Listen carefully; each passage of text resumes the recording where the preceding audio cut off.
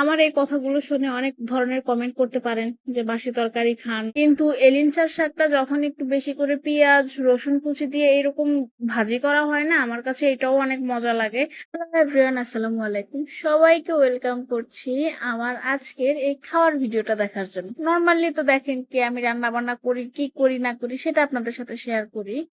তো ভাবতেছি আজকে যেহেতু রান্নার ভিডিওটা শেয়ার করার সময় হয় নাই, বিকজ সত্যি কথা বলতে আজকে আমি রান্নাই করিনি, এটাই হচ্ছে কারণ। এই কারণে হচ্ছে আপনাদের সাথে রান্নার ভিডিও শেয়ার করতে পারিনি। তো এই যে তারপরে এখন বলবেন যে রান্না যেহেতু করেন নাই তাহলে আপনি খাইতেছেন কিভাবে, কে রান্না করে দিছে? ওইটা তো হচ্ছে আমার ভাগ্য, কারণ পাশেই আমার মা থাকে।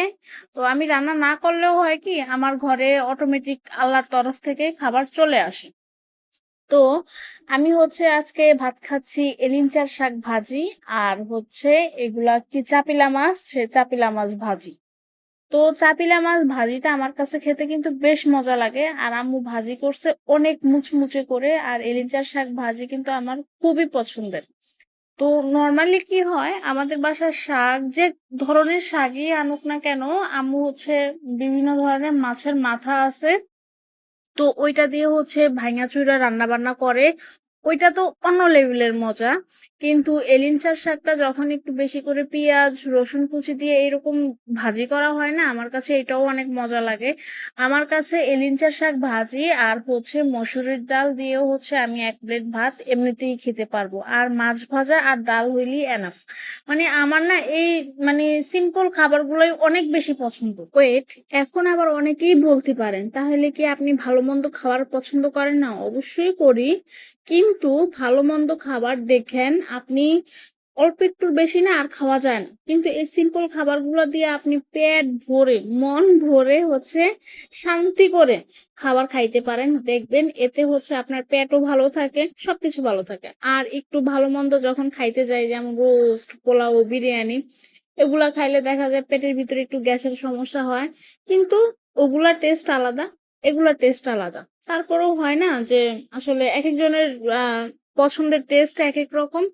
তো আমার সবই পছন্দ, এমন না যে এইটা খাই না ওইটা খাই না। আল্লাহর রহমতে আল্লাহ ভালো একটা রুচি, আল্লাহ আর যা দিছে না দিছে, আমার খুব ভালো রুচি দিছে, মাশাল্লাহ আলহামদুলিল্লাহ। তবে এই রুচিটা কিন্তু অনেকেরই থাকে না, যেমন আপনাদের ভাইয়ার খাবারের প্রতি কোনো ইন্টারেস্ট নেই। তো যাই হোক, এগুলা খাওয়ার পরে আমার ঘরে ছিল বাসি তরকারি, মেনলি এই কারণেই হচ্ছে আজকে আমি রান্না বান্না করি নাই, কারণ তরকারি থেকে যাচ্ছিল আর ফালায় দিতে অনেক কষ্ট লাগে। এখন সবকিছুর যে পরিমাণ দাম, এখন হচ্ছে অনেকেই আমার এই কথাগুলো শুনে অনেক ধরনের কমেন্ট করতে পারেন যে বাসি তরকারি খান, এই সেই হ্যান ত্যান।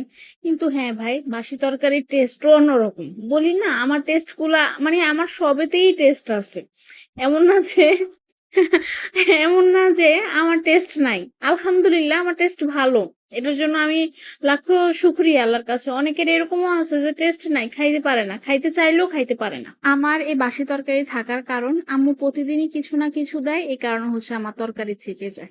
যাই হোক, আর কথা বাড়াবো না, সবাই ভালো থাকবেন। আর আমার ভিডিও কেমন লাগলো অবশ্যই কমেন্ট করে জানাবেন। সবাই আমাদের জন্য দোয়া করবেন। আল্লাহ হাফেজ, আর কথা বাড়াবো না, বাই বাই। হ্যাঁ, আর একটা কথা তো বলাই হইলো না, ভালো লাগলে প্লিজ লাইক কমেন্ট আর শেয়ার করতে ভুলবেন না, এটা আপনাদের কাছে আমার একটা ছোট্ট